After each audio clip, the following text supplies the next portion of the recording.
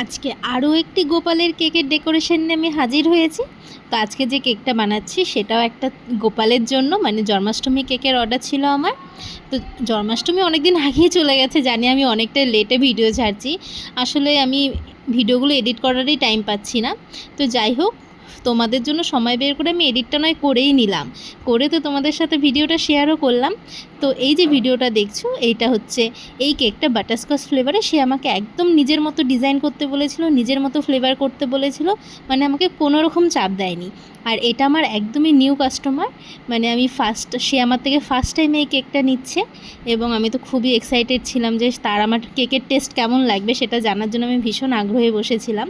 তো সে আমাকে কেকের টেস্ট ভীষণ ভালো দিয়েছে, সে বলেছে ভীষণ ভালো হয়েছে, আর আমার গোপালেরও খুব পছন্দ হয়েছে। তো এটা শুনে তো আমার ভীষণ ভালো লাগলো।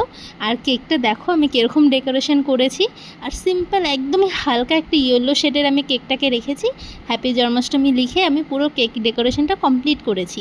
এই সিম্পল কেকের ডেকোরেশন তোমাদের কেমন লাগলো অবশ্যই জানাবে।